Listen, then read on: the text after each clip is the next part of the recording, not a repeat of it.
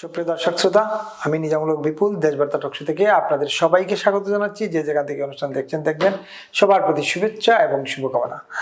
আপনারা নিশ্চয়ই জানেন যে গতকালকে জাতির জনক বঙ্গবন্ধু শেখ মুজিবুর রহমানের প্রয়াণ দিবস ছিল, মৃত্যুবার্ষিকী বা শাহাদাত বার্ষিকী।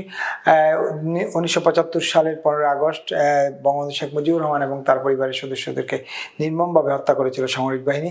তারপর সামরিক কুর মধ্য দিয়ে ক্ষমতা দখল করে খন্দকার মুশতাক। আপনারা জানেন যে বঙ্গবন্ধুর মৃত্যুবার্ষিকী গত 2024-এর 5 আগস্টের রাজনৈতিক পট পরিবর্তনের পর থেকে মবের মাধ্যমে সবকিছু ঠেকিয়ে দেওয়া হচ্ছিল। 2024-এর 5 আগস্টে বঙ্গবন্ধুর 32 নম্বর বাড়িটি পুড়িয়ে দেওয়া হয়। তার পরবর্তী 6 মাস পর আর 6 ফেব্রুয়ারি 1925 সালে বঙ্গবন্ধুর বাসভবনটি বা মিউজিয়ামটি বুলডোজার দিয়ে ভেঙে দেওয়া হয়, মব চালানো হয়। সেই ধারাবাহিকতা প্রতি বছর গত 15 আগস্টে 3 বছর 15 আগস্টে গতকাল সহ মব ছিল, গতকালকে ছিল। এর বাইরে বঙ্গবন্ধুর মৃত্যুবার্ষিকী উপলক্ষে বিভিন্ন সংগঠন পৃথক পৃথক কর্মসূচি পালন করে। বাংলাদেশ জাসদ সেরকম একটি কর্মসূচি নিয়েছিল। বাংলাদেশ জাসদ, জাতীয় সংসদীয় দল জাসদ, কমিউনিস্ট পার্টি সহ অন্যান্য সংগঠন তাদের দলীয় কার্যালয়ে প্রোগ্রাম করেছিল, কিন্তু সরকারি বাধার কারণে সেই অনুষ্ঠান বাংলাদেশ জাসদের কার্যালয়ের অনুষ্ঠানটি তারা করতেই পারেনি। সেখানে পুলিশ এবং মবার ছিল। কিন্তু কেন বঙ্গবন্ধুর মৃত্যুবার্ষিকী পালন করা যাবে না? সরকার কি সেটি নিষিদ্ধ করেছে? নিষিদ্ধ করে থাকলে কোনো প্রজ্ঞাপন জারি করেছে? আর প্রজ্ঞাপন জারি না করলে, নিষিদ্ধ না করলে কেন বাধা দেওয়া হচ্ছে? এসব নিয়ে আমরা একটু জানার চেষ্টা করব আজকের এই আলোচনায়। আমাদের আজকের অতিথি ডাক্তার মুশতাক হোসেন, স্থায়ী কমিটির সদস্য, বাংলাদেশ জাসদ। আপনাকে স্বাগত মুশতাক ভাই এই দেশবার্তা টকশোতে। জি, আপনাকে ধন্যবাদ। আমাকে গতকাল তো বঙ্গবন্ধু শেখ মুজিবুর রহমানের মৃত্যুবার্ষিকী ছিল। আপনার একটা কর্মসূচি নিয়েছিলেন, কি হয়েছিল আসলে? ঘটনাটা কি, কেন করতে পারলেন না? ধন্যবাদ। আমরা কিন্তু ধারাবাহিকভাবে প্রতি বছরই এটা করে থাকি। এমনকি 2024-এর গণঅভ্যুত্থানে 5ই আগস্ট যখন শেখ হাসিনার সরকারের পতন ঘটলো, তার 10 দিনের মাথায় আমরা আমাদের কার্যালয়ে একইভাবে সংবাদ বিজ্ঞপ্তি দিয়ে আমরা আমাদের কার্যালয়ে ঘরোয়া পরিসরে আমরা বঙ্গবন্ধুর প্রতিকৃতিতে শ্রদ্ধা জ্ঞাপন এবং সংক্ষিপ্ত আলোচনা করে স্মরণ করেছি। গত বছরও 2025 সালে আমরা একইভাবে বঙ্গবন্ধুকে স্মরণ করেছি। তারই ধারাবাহিকতায় আমরা এই আমাদের দলীয় কার্যালয়ে বিকেলবেলা আমরা বঙ্গবন্ধুকে শ্রদ্ধা এবং সংক্ষিপ্ত আলোচনা করার প্রোগ্রাম নিয়েছিলাম। আমরা অবাক হয়েছি যে একটা নির্বাচিত সরকার এসছে। ডক্টর ইউনূসের সরকারের সময় তো আমরা বিভিন্ন জায়গায় বিশৃঙ্খলা দেখেছি। আমরা 2024 এবং 25-এ যদি তারা এটা অন্যায় মনে করতো, তাহলে তারা অন্তত প্রোগ্রামের পরেও তারা আমাদের জিজ্ঞেস করতে পারতো। তারা কোনো টেলিফোনও করেনি। হয়তো দেখা হয়েছে বিভিন্ন অনুষ্ঠানে তাদের উপদেষ্টাদের সাথে, তারা কথায় কথায় উঠলে বলেছে যে তারা আমাদের এই অবস্থানকে সমর্থন করে না। আমরাও তোমাদের অবস্থান সমর্থন করি না, এইভাবেই কথাটা হয়েছে। কিন্তু এবার আমাদের অনুষ্ঠানের প্রেস রিলিজ দেওয়ার পর থেকেই পুলিশ সহ বিভিন্ন গোয়েন্দা বিভাগ আমাদের নেতৃবৃন্দকে ফোনের পর ফোন করেছে। সবচেয়ে ন্যাক্কারজনক হয়েছে ভোরবেলা সকাল 7টা সাড়ে 7টার দিকে তারা আমাদের অফিসে, সকালবেলায় আমাদের অফিসের সহকারীরা চলে আসে। পরে শুনেছি যে নিচতলায় তারা অন্য একটা দলের অফিসে তারা ঢুকে তারা বসেছে, চা নাস্তা করেছে। তারা প্রতিবাদ করেছে বাংলাদেশের কমিউনিস্ট পার্টি মার্ক্সবাদী নামে একটি দল। তো সেখান থেকে আমাদের অফিসে এসে তারা হুমকি দিয়ে গেছে যে অফিস আজকে খোলা হবে না এবং বঙ্গবন্ধুর স্মৃতি কোনো সভা করা যাবে না, শোকসভা করা যাবে না। এবং পরপরই আমাদের সভাপতি সাধারণ সম্পাদককে ফোন করেন। সাধারণ সম্পাদক খুবই তীব্র ভাষায় প্রতিবাদ করেছে যে আমরা সবসময় করে এসেছি, আপনারা চিঠি দেন।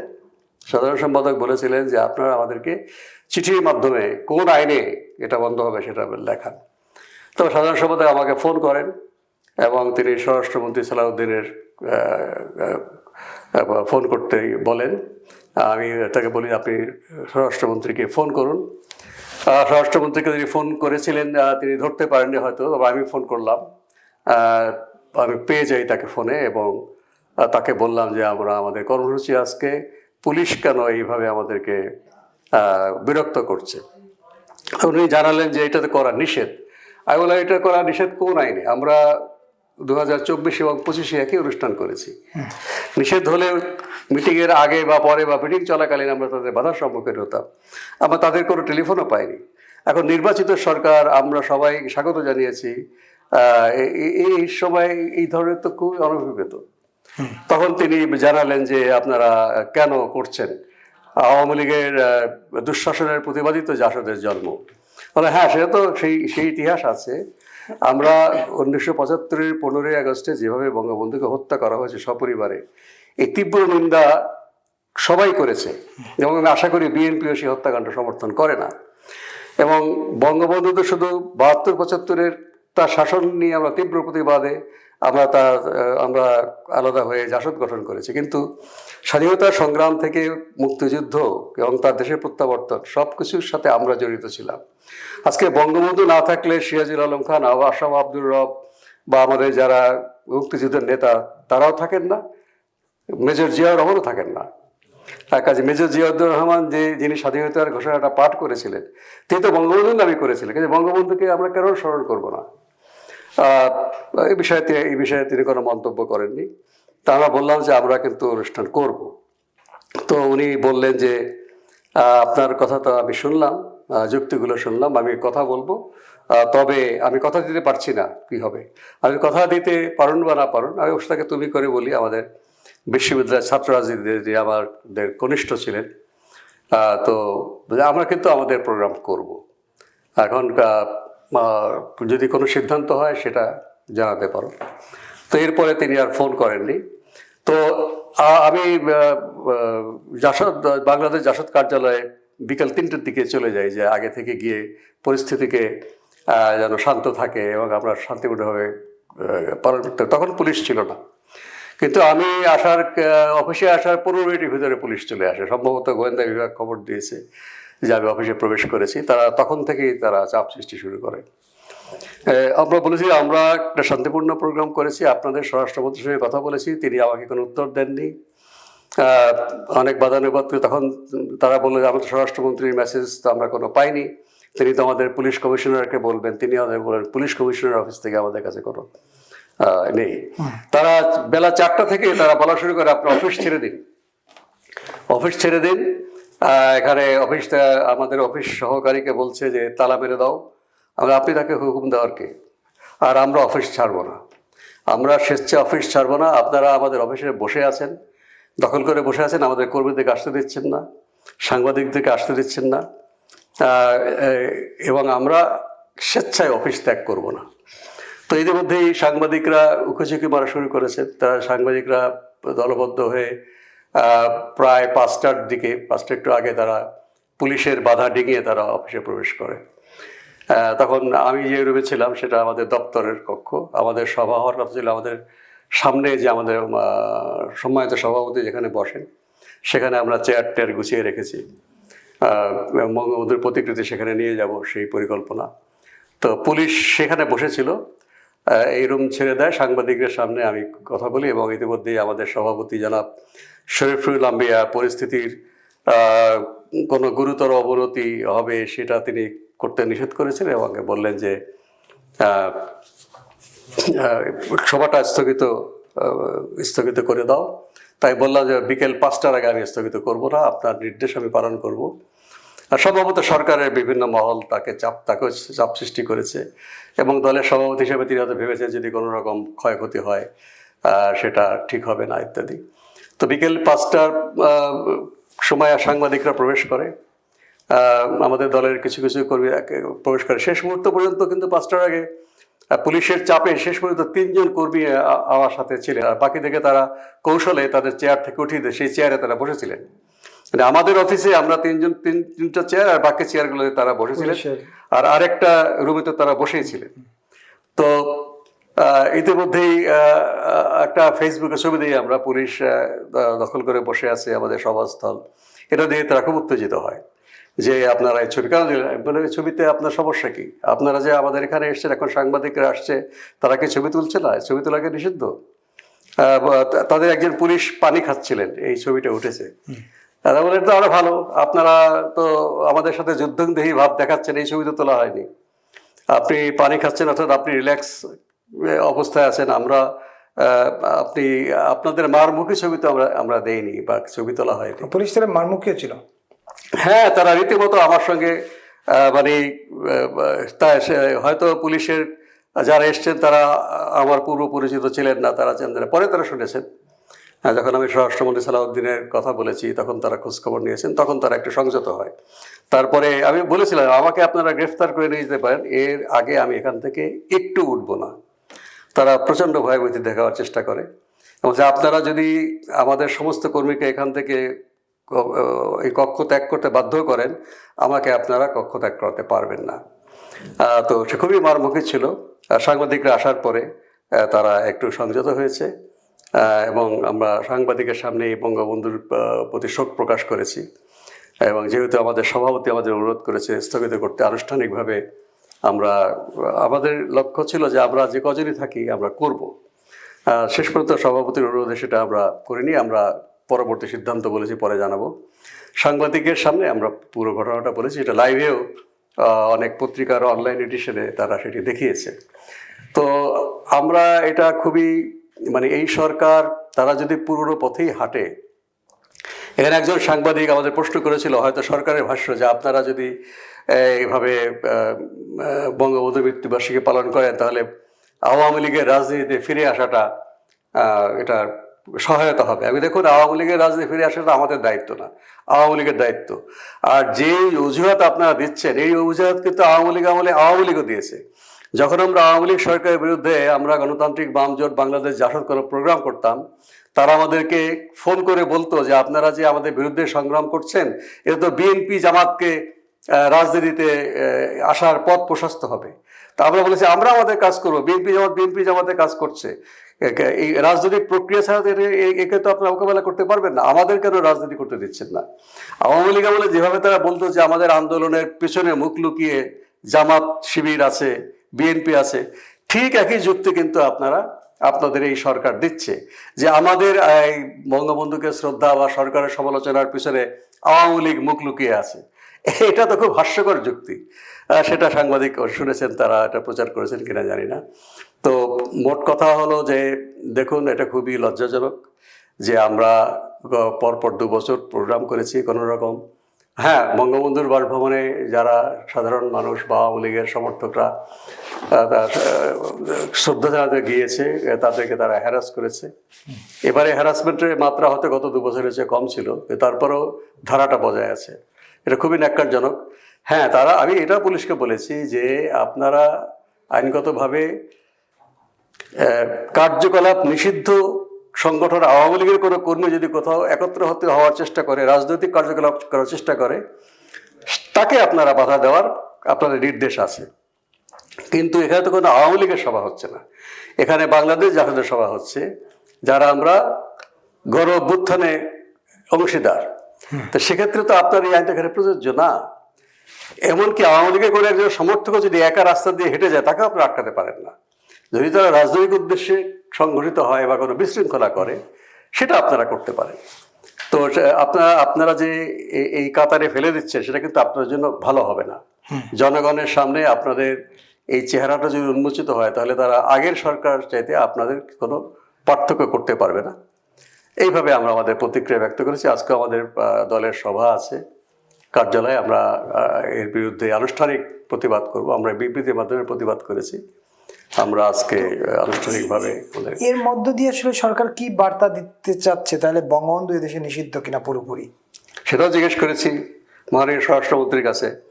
আপনারা কি বঙ্গবন্ধুকে নিষিদ্ধ করছেন? এখন তো শাসনতন্ত্রে আছে, আপনারা তো বাতিল করেননি যে তিনি জাতির পিতা। আমরা বাংলাদেশের রাষ্ট্রের জনক বলি তাকে, বাংলাদেশ রাষ্ট্রের প্রতিষ্ঠাতা বলি। তো সে কথা তিনি জবাব দেননি।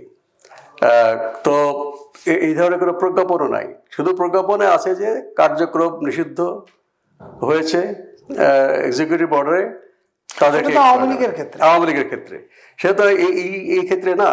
বা আমরা তো যে কোনো বিষয়ে বক্তব্য রাখতে পারি, আমাদের সংগঠন থেকে আমরা আওয়ামী লীগ সম্পর্কে বক্তব্য রাখতে পারি, সেই অধিকার আমাদের আছে। সমালোচনা করেছি, প্রশংসাও করতে পারি, সেটা আমাদের অধিকার। কিন্তু আমাদের কার্যকলাপকে বন্ধ করার তো তাদের কোনো এখতিয়ার নেই। এটা তো গণতন্ত্রের যেই গণতন্ত্রের কথা বলে সংগ্রাম হয়েছে এবং বিএনপি যেই সংগ্রামে সুফল ভোগ করছে, ঠিক তার উল্টো কাজটি তারা করছে। এটা কি আসলে গণতান্ত্রিক বলবেন না একনায়কতান্ত্রিক আচরণ? এটা তো এটাকে অবশ্যই গণতান্ত্রিক আচরণ বলা যাবে না। এইটা সেই প্রবণতা হচ্ছে সেই স্বৈরাচারী প্রবণতা, যে গায়ের জোরে নিজের মত চাপিয়ে দেওয়া, ভিন্ন মতকে দমন করা। আপনার যদি কথা পছন্দ না হয় এবং আমাদের সমাবেশ যদি শান্তিপূর্ণ থাকে, নিয়মের মধ্যে থাকে, আপনার কোনো রকম বাধা দেওয়ার অধিকার নেই। এই বিপরীত আচরণটার প্রবণতাই হচ্ছে খারাপ, গায়ের জোরের প্রবণতা। এই যে ধরেন বিএনপি বাইরে ছিল, ক্ষমতার বাইরে 17 বছর ছিল, আওয়ামী লীগ 15 বছর 15.5 বছর ক্ষমতায় ছিল। ওই সময় তো আমরা কখনো দেখি নাই যে জিয়ার কবর বা মাজারে বিএনপি নেতারা গেছে বা মব হয়েছে কিংবা পুলিশ ধাওয়া দিয়ে তাড়িয়ে দিয়েছে, এরকম ঘটনা তো নজরে পড়ে নাই। আপনার পড়লো কিনা?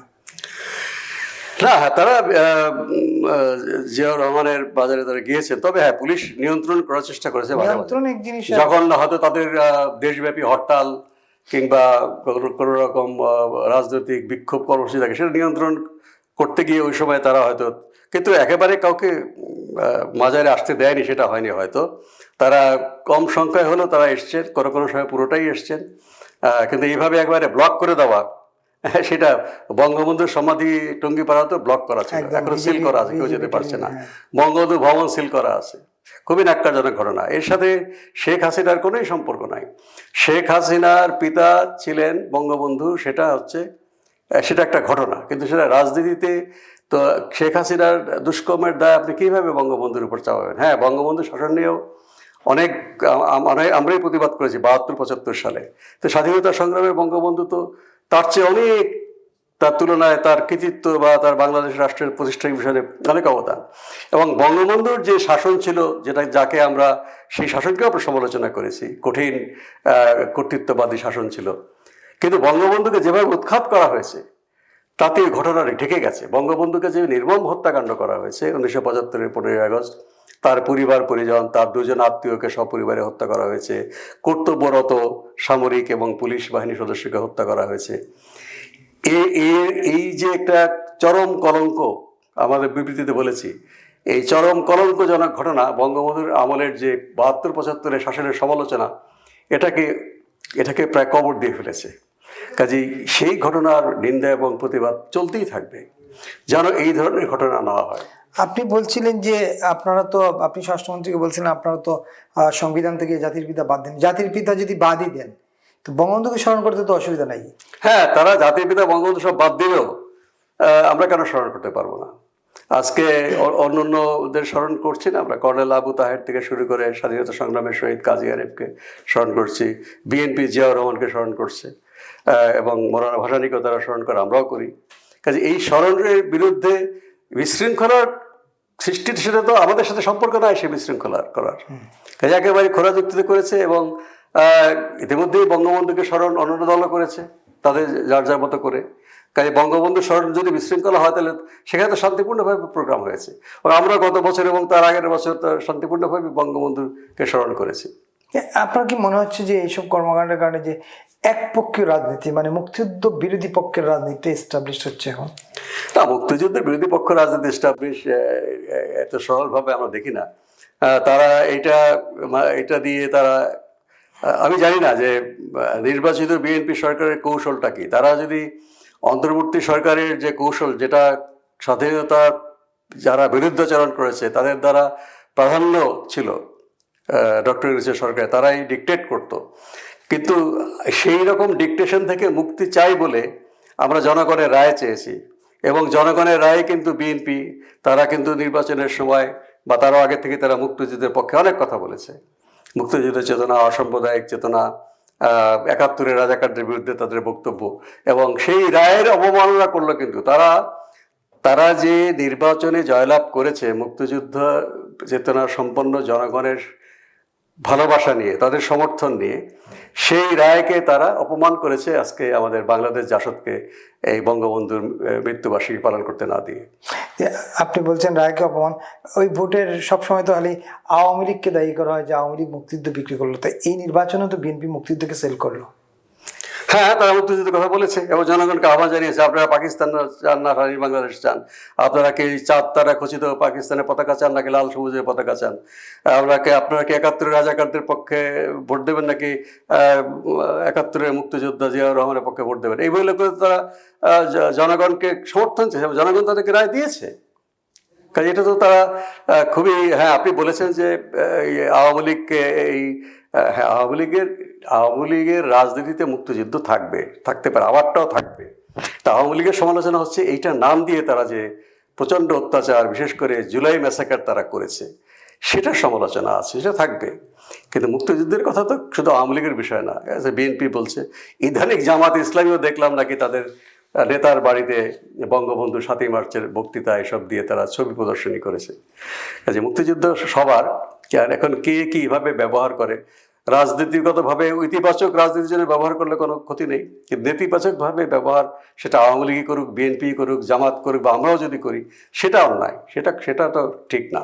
তো এসব কি দেখতেছেন ভবিষ্যৎ, তাইলে কি আগামী দিনের রাজনীতি কি আরো সহিংসতার দিকে যাচ্ছে কিনা এইসব কারণে? যদি বর্তমান সরকার তাদের যে প্রবণতা গতকাল দেখিয়েছে এবং ৩২ নম্বরে মবের অবসান ঘটেনি, যেটা আমরা আশা করেছিলাম, এবার সেই যদি কিছুটা কম হয়েছে, তারপরেও হয়েছে তো, অর্থাৎ এই যে মববাজি ২০২৪ সাল থেকে শুরু হয়েছে, এটা কিন্তু বন্ধ হয়। যে ছেলের নেতৃত্বে মব হইল, ছেলে কিন্তু মার্ডার মামলার আসামি ছিল, ৫ তারিখে শেষ তারা পাইছে, ৫ আগস্টে। হ্যাঁ, গণমাধ্যমে আমি দেখেছি, পুলিশকে তো এগুলো দেখা দরকার। এবং আমাদেরকে নজিরবিহীনভাবে আমাদেরকে বাধা দেওয়া হলো বঙ্গবন্ধুকে স্মরণ করার জন্য। এই প্রবণতা থেকে সরকারকে বেরিয়ে আসতে হবে, নাহলে এই একটা ভুল প্রবণতাকে ঢাকতে গিয়ে তাকে আরও ভুল করতে হবে এবং সেই ভুলের গর্তে যখন তারা পড়ে যাবে, সেখান থেকে তারা বেরোতে পারবে না এবং তার পরিণতি কিন্তু অন্য যে সমস্ত সরকার এই সমস্ত কাজ করেছে তাদের মতোই কিন্তু হতে পারে। কাজে তাদেরকে এখনই সাবধান হওয়া উচিত। শেষ প্রশ্নটা করি যে আপনারা তারেক রহমান প্রধানমন্ত্রী হওয়ার আগেই তো সম্ভবত আপনারা গিয়ে দেখা করেছিলেন ওনার বাসায়, গুলশানের বাসায়, আপনারা ১১ দলীয় বাম জোট, সম্ভবত জোটের নেতারা, গণতান্ত্রিক বাম জোটের নেতারা দেখা করছিলেন, গণতান্ত্রিক যুক্ত ফ্রন্টের। সেই সাক্ষাতে তারেক রহমান, বিএনপি চেয়ারম্যান তারেক রহমান আর আজকের প্রধানমন্ত্রী তারেক রহমানের এই কর্মকাণ্ড কি আপনার তফাৎ দেখতেছেন? তখন কিন্তু আমরা তাকে তিনি আমাদেরকে সমর্থন চেয়েছেন মুক্তিযুদ্ধের পক্ষে। আমরা বললাম যে আমরা মুক্তিযুদ্ধ অসাম্প্রদায়িক চেতনার পক্ষে, আপনি যদি অঙ্গীকার করেন নিশ্চয়ই আমরা এতে ইতিবাচকভাবে দেখব। তবে পরিষ্কার হয়ে আমরা বলেছি যে আমরা কিন্তু আপনাদের বিরোধী দল। তখন তিনি বললেন স্ফীত হাসি দিয়ে যে গণতন্ত্রে তো বিরোধী দল থাকবেই, বিরোধী দল ছাড়া গণতন্ত্র চলতে পারে না। আপনাদের যে কোনো সমালোচনা, যে কোনো প্রস্তাব আমরা অবশ্যই বিবেচনা করব। আপনারা যদি আমাদের সমালোচনা না করেন, আমরা তো সঠিক পথে চলতে পারবো না। তিনি কিন্তু মানে প্রসন্ন মুখেই, প্রসন্ন চিত্তেই এই কথাটা বলেছিলেন। আজকে আমরা বিরোধী দল, আজকে তারা বঙ্গবন্ধুকে স্মরণ করে না, তাদের পছন্দ না, আমাদের পছন্দে আমরা বঙ্গবন্ধুকে স্মরণ করছি, তারা বাধা দিয়ে সেই কথা তারা রাখছেন না। তাদের পছন্দ মতো না হলে তারা সেই কার্যকলাপকে তারা বন্ধ করে দিচ্ছেন। এটা ঠিক হয়নি। অসংখ্য ধন্যবাদ ডাক্তার মোস্তাক ভাই, এবং এতক্ষণ যারা দেখবেন সবার প্রতি অনুরোধ, দেশবার্তা ফেসবুক পেজটি ফলো দিয়ে এবং ইউটিউব চ্যানেলে সাবস্ক্রাইব করে আমাদের সঙ্গে থাকবেন। দেখা হবে আবার অন্য কোনো অনুষ্ঠানে, সেই পর্যন্ত সবাই ভালো থাকবেন। শুভ সন্ধ্যা। ধন্যবাদ আপনাকে।